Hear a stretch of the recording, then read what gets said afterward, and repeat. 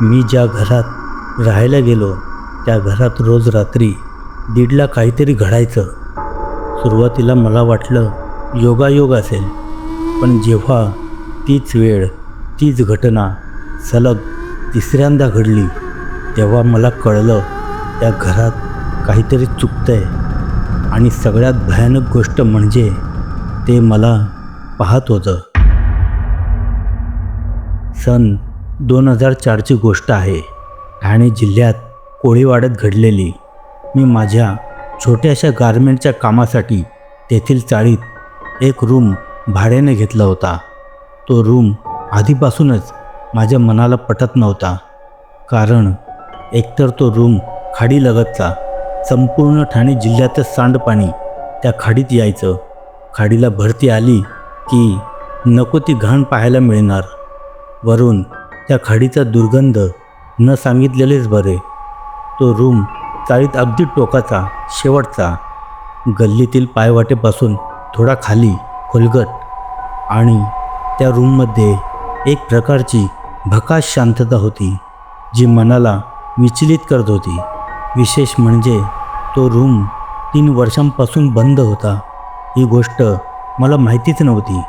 पण जेव्हा मी रूम पाहायला गेलो होतो तेव्हा आजूबाजूला राहणारे लोक माझ्याकडे वेगळ्याच नजरेने पाहत होते. त्यांच्या चेहऱ्यावर आश्चर्य आणि भीती एकसोबत झळकत होती. काही क्षण त्यांच्या चेहऱ्याकडे पाहून मलाही वाटलं मी काही विपरीत तर करत नाही ना. पण मी तुर्तास सगळे विचार मनातून झटकून टाकले.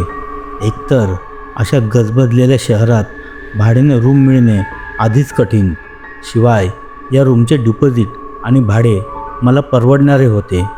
आणि कारखानाच तर चालवायचा आहे. कुठे आपली फॅमिली येथे येऊन राहणार आहे. या उद्देशाने मी तो रूम भाड्याने घेतला. 4 टेलरिंग मशीन लावून आपला छोटासा गारमेंटचा कारखाना सुरू केला. 4 कारागीर आणि 1 हेल्पर. मी स्वतः कटिंग करायचो आणि आउटडोअर काम पाहण्यासाठी निघून जायचो. रात्री 9 वाजता 4ही कारागीर आपापल्या घरी निघून जायचे. हेल्पर गणेश मात्र तेथेच थांबायचा. मी त्याच्याशी आधीच तशी बोलणी केली होती, आपल्या सामानाची देखभाल व्हावी यासाठी. गणेश रात्री कारखान्यातच झोपायचा.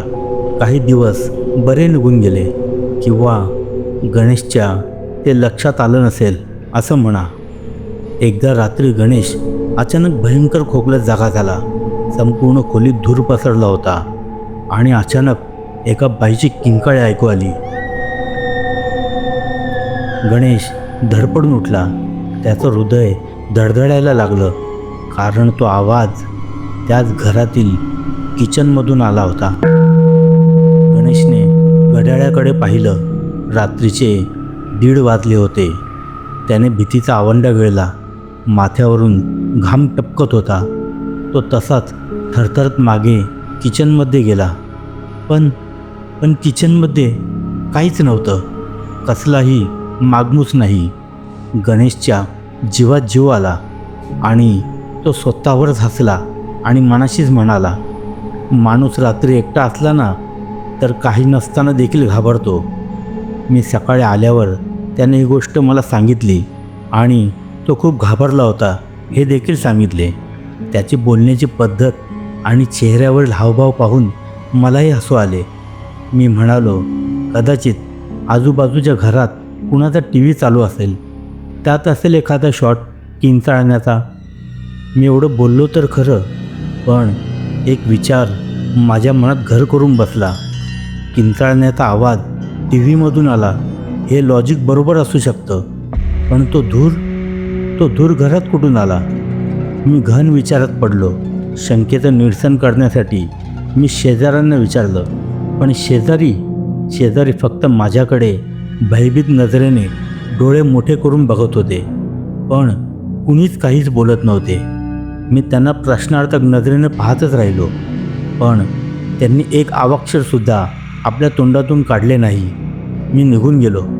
पण का कुणास ठाऊक माझं मन बेचैन झालं.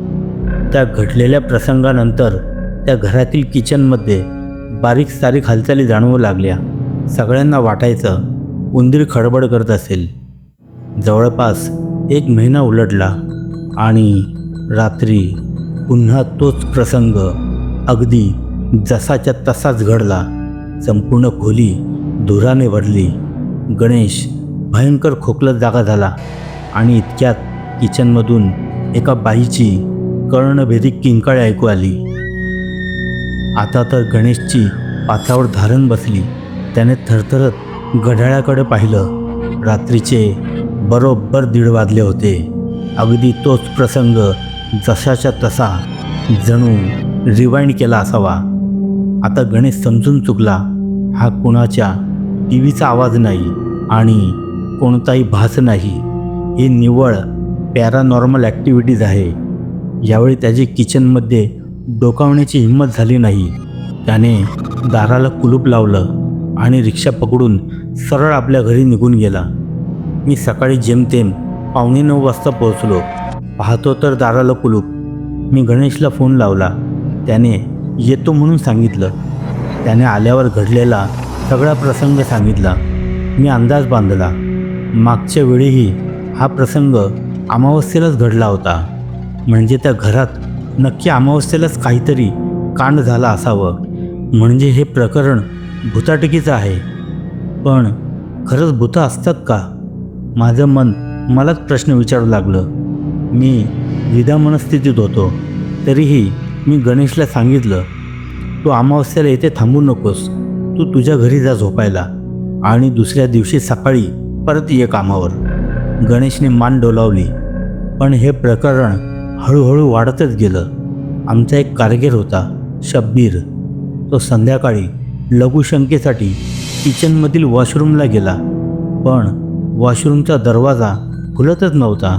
जणू आतून कुणी बंद केला असावा. मी स्वतः दाराला धक्का दिला आणि आश्चर्य, दार अलगद उघडले गेलं. मी बोललो, कुठे काय आहे? सगळं व्यवस्थित तर आहे? मग माझ्याच मनात शंका येऊ लागली.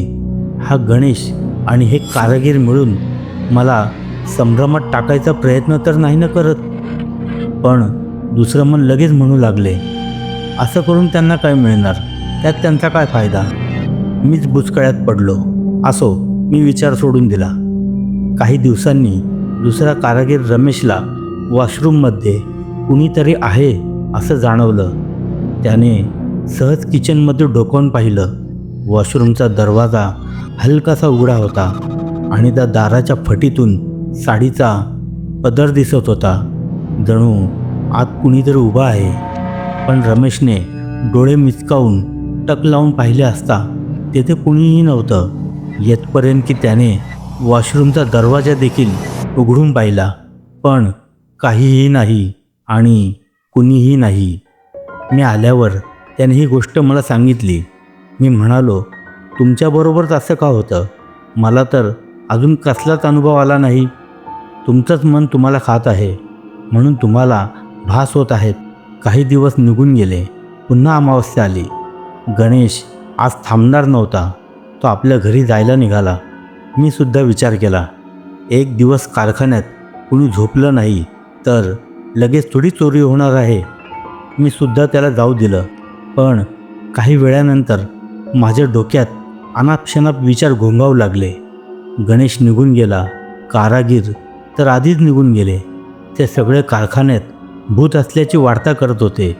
कदाचित मला विश्वासात घेत असतील कारखान्यात भूत आहे म्हणून.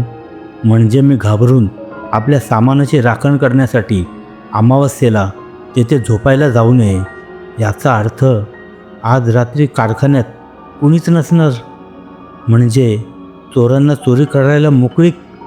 पण चोर गणेश आणि कारागीर तर नसतील ना? त्यांचाच तर हा प्लॅन नाही ना?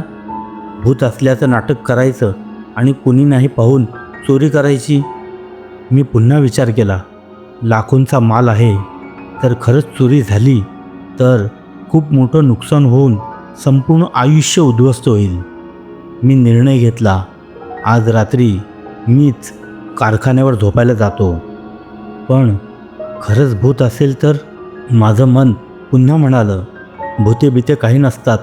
हा निव्वळ माणसाचा भ्रम आहे, पण तरीही स्वरक्षणासाठी एक चाकू रात्री झोपताना उशीखाली ठेव. मी असं ऐकलं होतं, उशीखाली चाकू ठेवल्यावर भुते आपल्या जवळपास फिरकत नाहीत. आणि तसेही खरंच चोर आलेच तर आपल्या रक्षणासाठी कामाला येईल. मी उशी अंथरूण पांघरून आणि चाकू घेऊन त्या अमावस्येच्या रात्री झोपायला कारखान्यावर गेलो. रात्रीचे 12 वाजले होते. बाहेरचा पोलवरचा बल्ब चरचरत चालू व्हायचा आणि बंद व्हायचा. रोज भुंकणारे कुत्रे कुठे दिसत नव्हते. सगळे शेजारी दारं खिडक्या लावून अगदी चिडीचूप शांत झोपले होते. एकदम शुकशुकाट, कुणीच नाही. माझा श्वास आधीच वर खाली होऊ लागला. मी थरथरत्या हाताने चावी फिरवली आणि कुलूप उघडलं. दार लोटलं. दार करकरत उघडलं.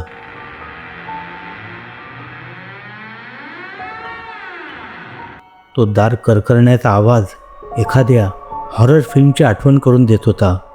मी हळूच आत पाय ठेवला. लाईट चालू केली. सगळं व्यवस्थित होतं, रोजच्यासारखं. मी अंथरूण टाकून झोपून गेलो, पण उशीच्या खाली चाकू ठेवायला विसरलो नाही, सेल्फ डिफेन्स म्हणून. मी नुसतं पडून राहिलो. अनायासे घरातील बारीक सारीक हालचालींवर मी लक्ष देण्याचा प्रयत्न करत होतो. अर्धा तास झाला, पण कसलाही आवाज नाही. मी निश्चिंत झालो आणि झोपी गेलो. काही वेळाने माझी झोप आपोआप फुलली. कुणाची तरी कुजबूज ऐकू येत होती, एक पुरुष आणि एका बाईची. हळूहळू आवाज वाढू लागला आणि मला जाणवलं आवाज किचनमधून येत होता. पुरुषी आवाज आला, तूच उलटा आहेस, तू राहू नको माझ्या घरात, चल निघ. मग बाईचा आवाज आला, फालतूचा शक करता माझ्यावर, त्यापेक्षा मी मेलेली बरी. आता तर मी पूर्णपणे हादरलो होतो. माझे हातपाय भीतीने लटपट कापत होते, पण जिज्ञासा माणसाला शांत बसू देत नाही.